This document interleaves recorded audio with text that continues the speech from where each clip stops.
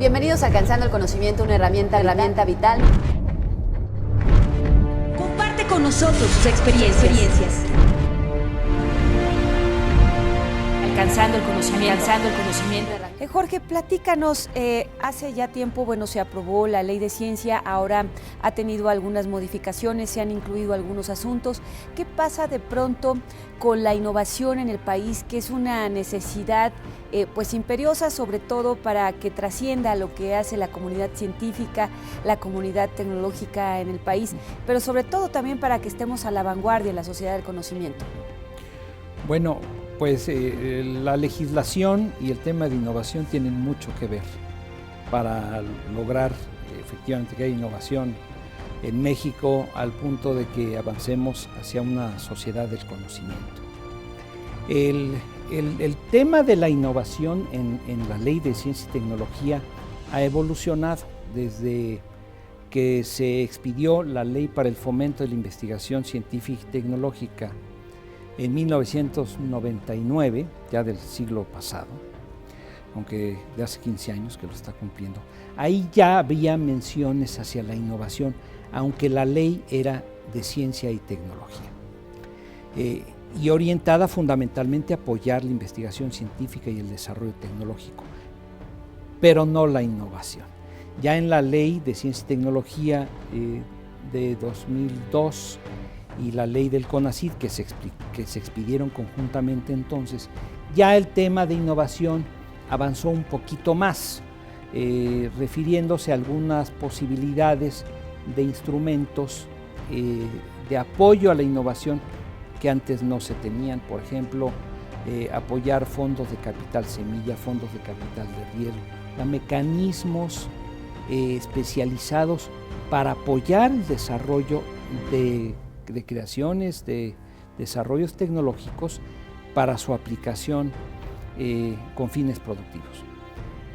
Posteriormente ya hubo en esa ley reformas más a fondo exactamente en el tema y procurando definir con mayor precisión qué instrumentos, qué tipo de apoyos, fondos específicos para avanzar en este tema de la innovación. Y esto, digamos, a nivel de la configuración de esta Ley de Ciencia y Tecnología ha tenido un avance, yo diría que importante. Y además ha creado conciencia de que a nivel de la legislación hay un tema de política pública y de qué hacer de los centros de conocimiento en relación a sus investigaciones. Y esa es precisamente la innovación. Entonces, en donde estamos es ahí, pero hacia adelante hay mucho, yo diría que muchísimo por hacer e incluso que es urgente abordar. En ese sentido, hay muchas voces que de pronto están unas a favor y otras en contra de la innovación, pero algunas están en contra porque esto no ha sido una constante en la comunidad científica y tecnológica del país por años, y tampoco está en las miras de los empresarios tomar a la ciencia y la tecnología mexicana, sino que pues hemos tenido los últimos 20 años con el Tratado de Libre Comercio una cultura de la maquila. Entonces de pronto como que los actores no están en conjunción para que realmente se dé la innovación en el país. Así es, yo creo que es una realidad clarísima en el país esta expectativa de que haya esta interlocución, esta interacción entre los centros generadores de conocimiento y sus aplicaciones en actividades económicas. Y no digo nada más industriales, porque hay desde agrícolas, extractivas e incluso comerciales, etcétera, en todos aspectos, que realizan empresas públicas o empresas gubernamentales, empresas del sector privado e incluso el sector social. Hay muchas organizaciones sociales en México que son productivas y que requieren de conocimiento. Estas expectativas claramente en México y Latinoamérica vienen desde principios de los 70s, que es cuando se creó el CONACYT por una ley de 1972 y se establecieron y se identificaron este tipo de preocupaciones. Sin embargo, es una realidad que las relaciones entre centros generadores de conocimiento y empresas, o sea, de cualquier sector, puedan articularse, coordinarse para hacer proyectos y llevarlos a cabo con fines productivos.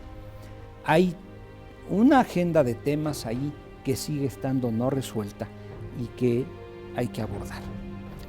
Se trata el tema, creo, fundamentalmente en que la generación de conocimiento en México está concentrado en instituciones de naturaleza pública, universidades autónomas y no autónomas, institutos tecnológicos, centros públicos de investigación, etcétera, que son de naturaleza pública, que son particularmente son federales, donde los investigadores son servidores públicos, donde manejan recursos públicos y en fin, forman, aunque tengan autonomía, son entidades públicas reguladas, no tienen libertad de actuación y libertad de contratación.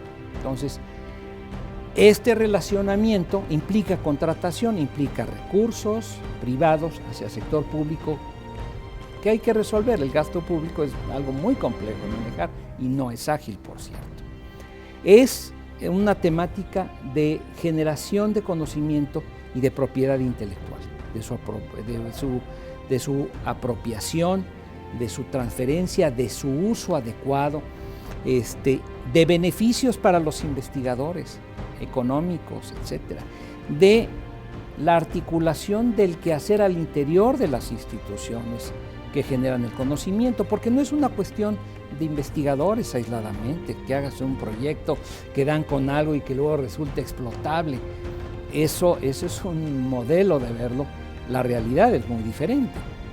Los reales desarrollos se dan en un esfuerzo planeado de colaboración con fines específicos y ahí intervienen administración, planeación, gente especializada en relaciones externas, articular no solamente hacia una empresa, hacia industrias completas, la posibilidad de tener los beneficios del conocimiento.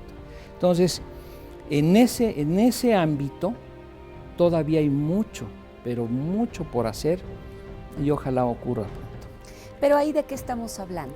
De que hace falta una legislación distinta, hace falta una política pública distinta, hace falta reorganizar los reglamentos que rigen las instituciones que generan conocimiento. ¿Qué falta? Yo creo que ya antes faltaba todo, hace 10, 15 años faltaba prácticamente todo para esto. Yo creo que ya hay una conciencia de la importancia del tema, a nivel nacional, internacional, en las mismas universidades y instituciones de educación superior e investigación, hay una conciencia plena de esto, hay una búsqueda, un deseo práctico de avanzar en esto. Se solicitan patentes, se trata de, aunque precariamente, de establecer normatividad para distribuir beneficios de regalías hacia los investigadores que colaboran en desarrollos, y también se configuran áreas con especialistas en transmisión de conocimiento y manejo de propiedad intelectual. Eso ha evolucionado, la conciencia y la comprensión del tema han evolucionado notablemente. Lo que sucede es que es un tema que se ha visto como si el problema se redujera a la existencia de restricciones que hubiera que quitar, que remover, para que los centros de conocimiento actúen con mayor libertad. Sí se requiere más libertad, pero no deriva únicamente de eliminar las restricciones, sino de crear un andamiaje jurídico, legal, que permita ese relacionamiento de manera normal y clara, porque es inevitable. Si de un lado están instituciones públicas y del otro lado privadas, se tienen que resolver de manera explícita estas cuestiones de relacionamiento, porque una de las partes es pública. Es notable que en estos temas de vinculación, o sea, si no hay vinculación entre empresa y centro de conocimiento, pues ¿cómo va a fluir? Entonces, ¿cuáles son las opciones? La empresa tiene que crear y desarrollar sus propias capacidades y su conocimiento, sus desarrollos, que lo hacen como empresas, nunca como industria. y del otro el conocimiento, pero que se queda aprisionado en las instituciones educativas y formativas. Bueno, reconocer que tienen ese objeto y más aún la obligación de hacer el mejor esfuerzo por transferir el conocimiento. Aquí no debemos olvidar que hay una cuestión de principios en cuanto a las instituciones públicas que hacen investigación.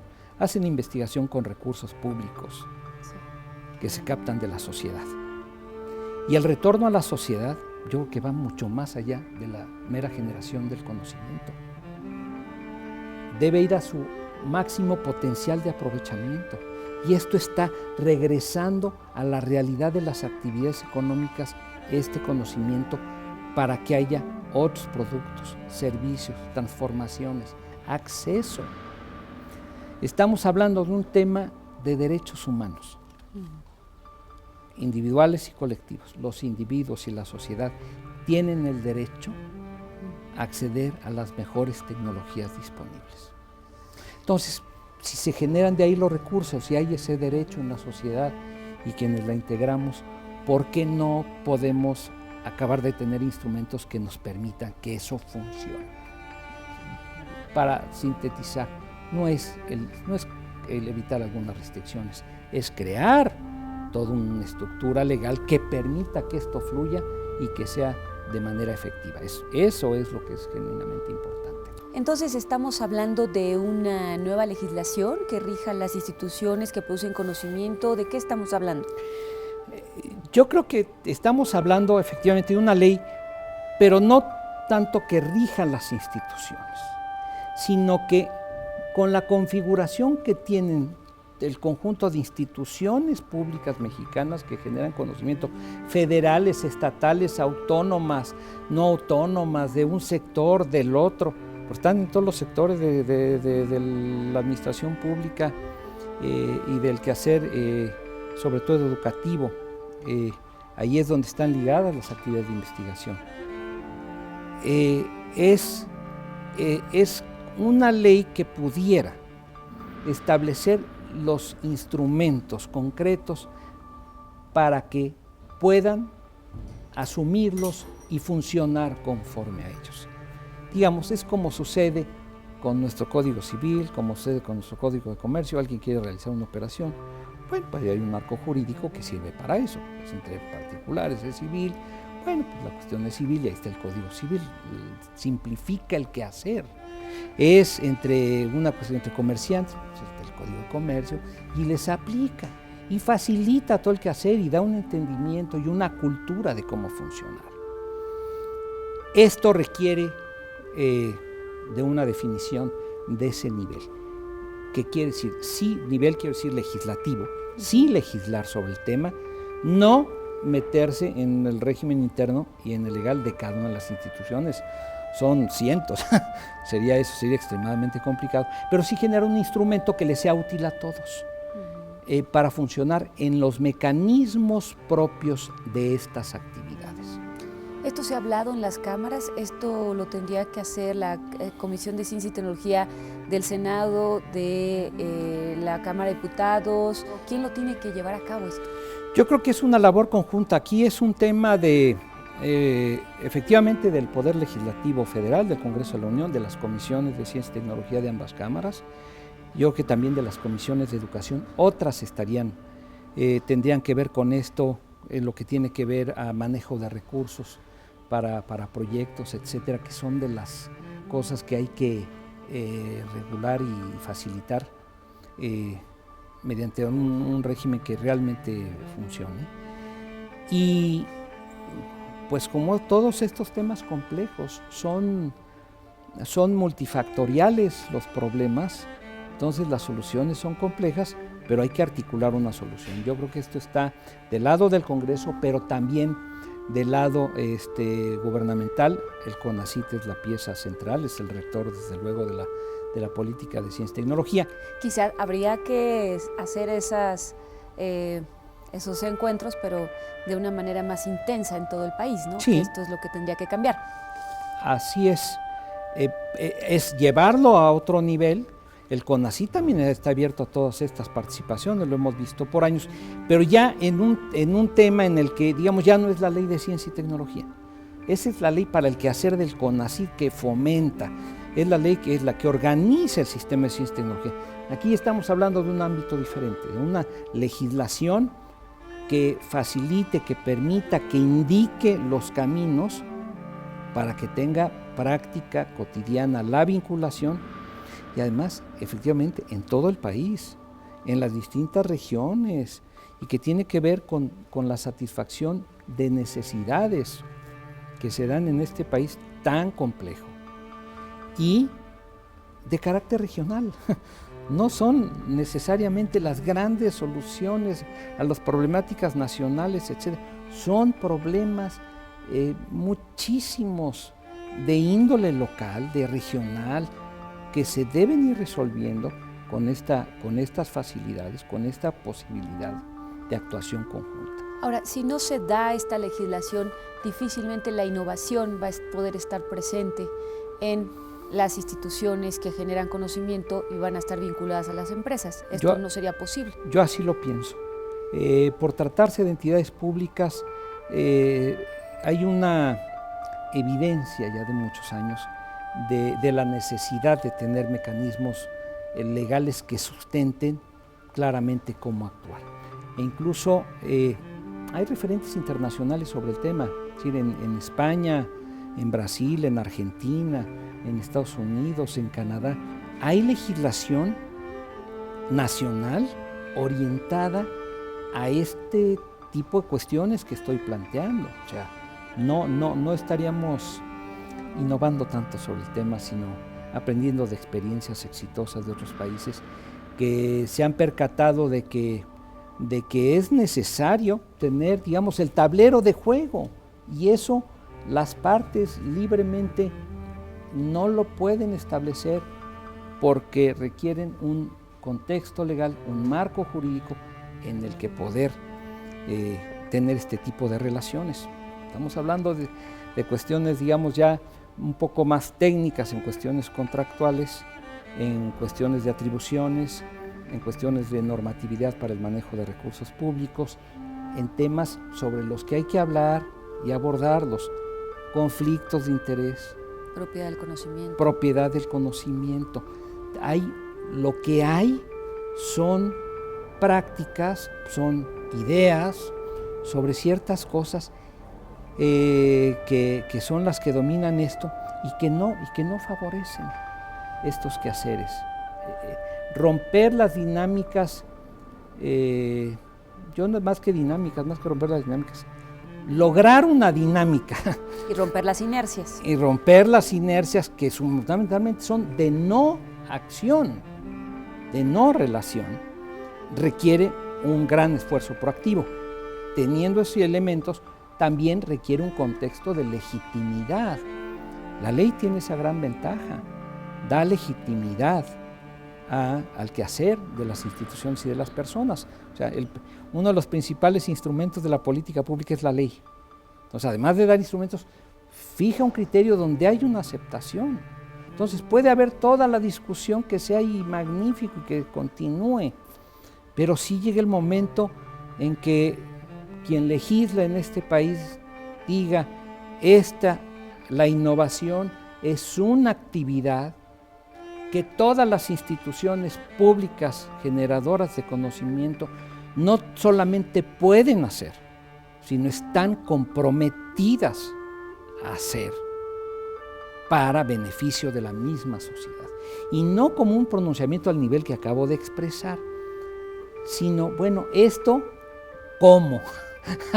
Porque no puede ser libremente, a ver cómo cada quien se le ocurre hacer las cosas, sobre todo cuando estamos hablando de que se concreta contractualmente, caso por caso. Y cuando hay un contrato, quiere decir que hay obligaciones, hay reciprocidad, hay necesidad de cumplimiento, debe haber transparencia y que se abra toda esta información y todo este quehacer.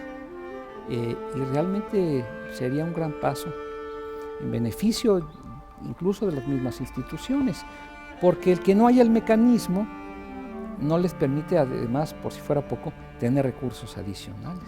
Entonces aquí hablamos de que quién fue primero, si el huevo o la gallina, en cuanto a la política pública o la ley. La política pública necesita esta ley. Así es. Lo que creo que es muy interesante es que ya están dadas las condiciones para que algo así pueda ocurrir.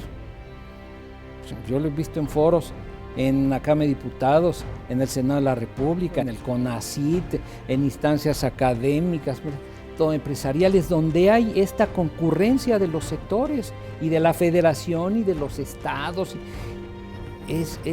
El panorama en México es otro del que había, ya no digamos en los 70s, en los 90s, cuando se generó la Ley para el Fomento de la Investigación Científica. Los estados tienen su propio CONACYT, no existía eso. Las legislaturas de los estados tienen comisiones de ciencia y tecnología y tienen diputados locales que se preocupan por el tema. Existen secretarías de ciencia en los estados. Hay una preocupación estatal. Hay una preocupación por lograr estos propósitos. El punto es, ya no es tanto el qué, yo creo que ahí hay un consenso claro de pertinencia, de contexto, para ahora sí establecer los cómo, y en los cómo hay que ser prácticos y efectivos. Jorge Espinosa, ¿qué le pides a las cámaras? ¿Qué le pides a la comunidad científica? ¿Qué les dices? Yo creo que estamos por ver este tipo de procesos, ¿no? Es llevar un poco más allá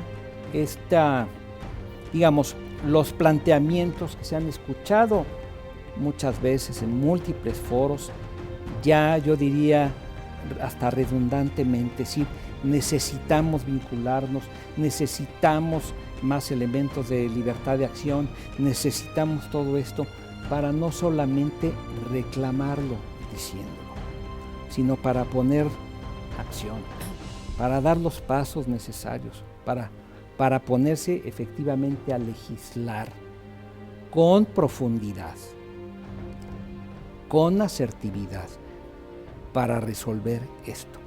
No es irresoluble, es simplemente que es una responsabilidad, sobre todo del legislativo, ya abordar estos temas que aunque son de mucho mayor complejidad a los que el sector está, digamos, acostumbrado, porque es lo que ve la ley de ciencia, etcétera.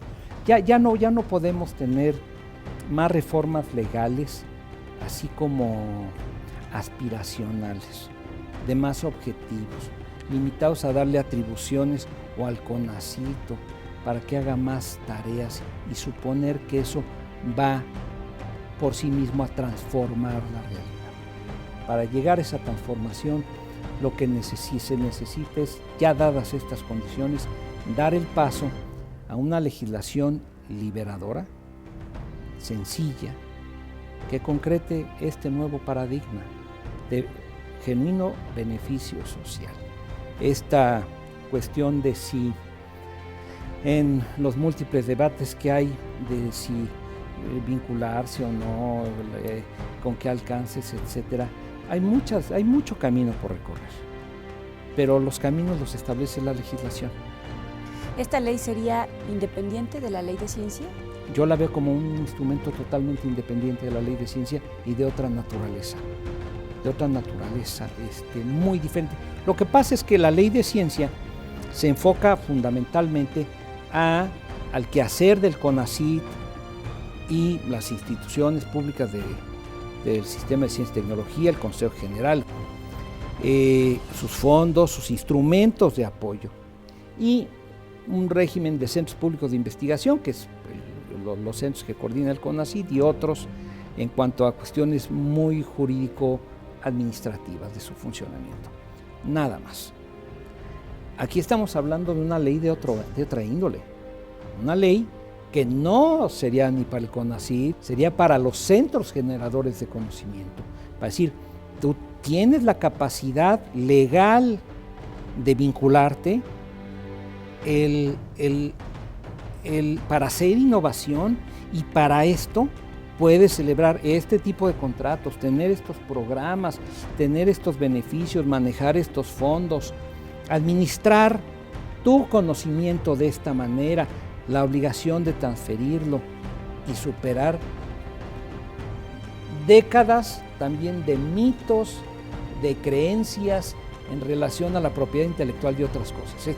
Esta idea apropiacionista, patrimonialista de intangibles, que lo que hacen es congelar el conocimiento y evitar su transmisión, son contrasentidos que solo la legislación puede remontar.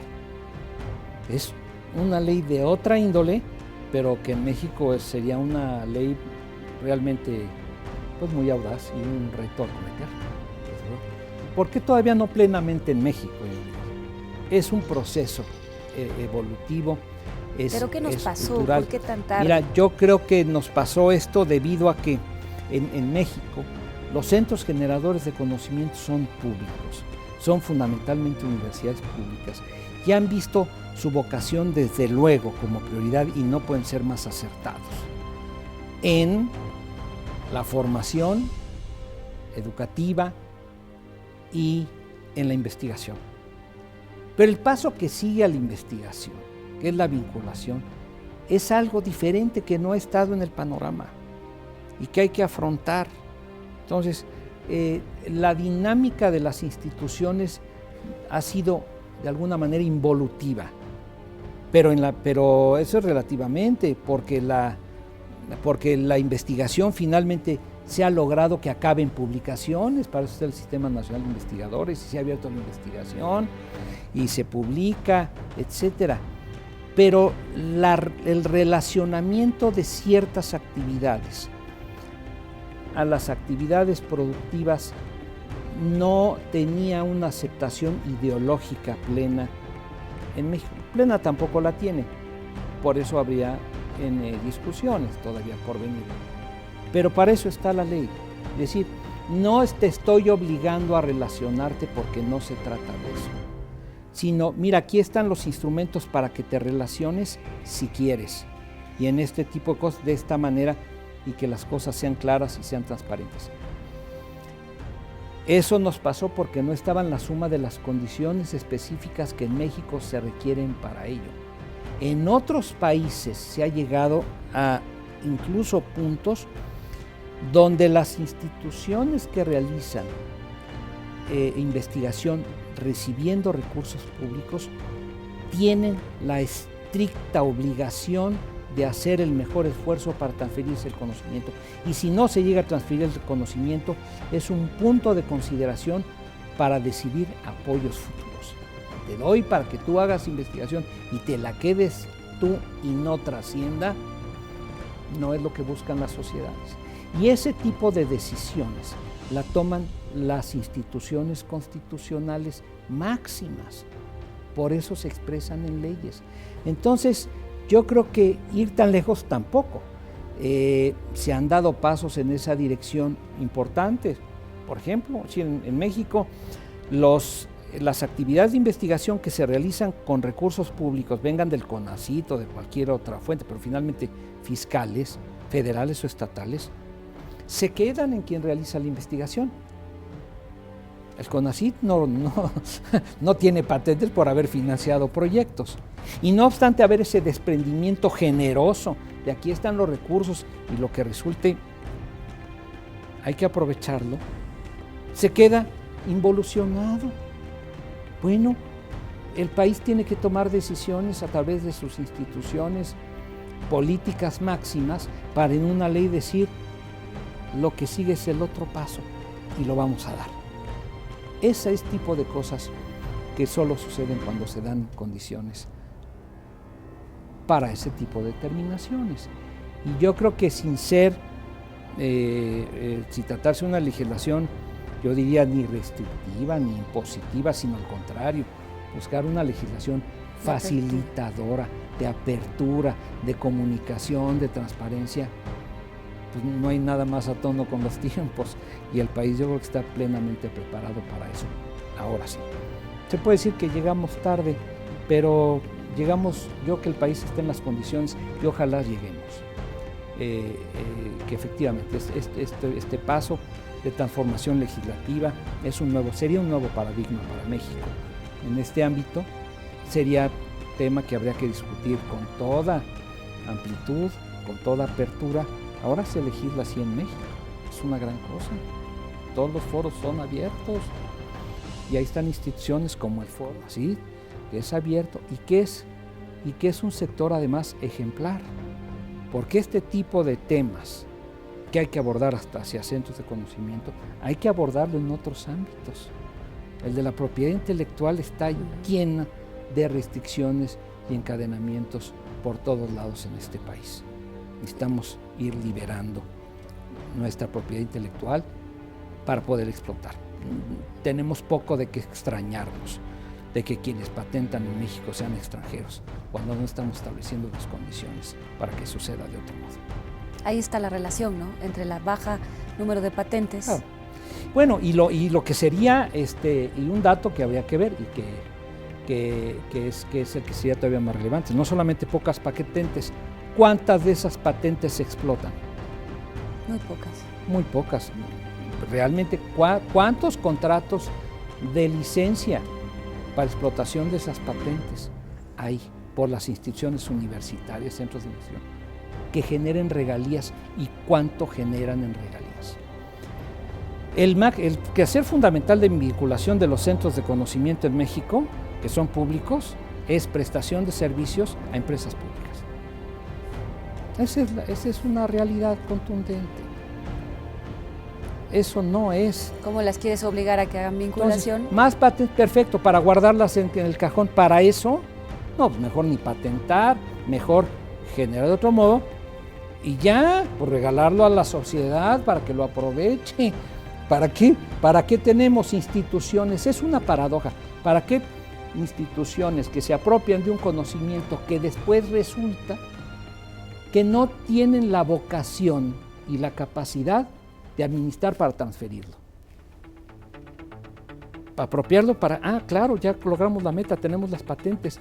La patente significa, es un privilegio de la exclusividad de uso de un conocimiento, que si no se explota, que si no se transfiere, que si no se aplica, se congela y perjudica a todos. Más que beneficiar, nos resulta perjudicial. Llega el punto de decir, bueno, si no hay estos mecanismos para transferir que sean ágiles y efectivos y que tengamos datos, efectivamente, que se está explotando, la realidad es que eso está lejos de ser un resultado social efectivo. Ahí es hacia donde hay que caminar. Simplemente que eso opere. Y si no, no patentar, liberen el conocimiento. Punto. Es así de simple. ¿Para qué estamos buscando tener puntos por patentamiento? Y lo que hacemos es congelar su aplicación. ¿Algo más? No, bueno, pues como agradecer. Son temas, bueno, especialmente de la innovación muy interesante. Y en el ámbito de lo que nosotros hacemos, creemos que todavía hay labores importantes que acometer.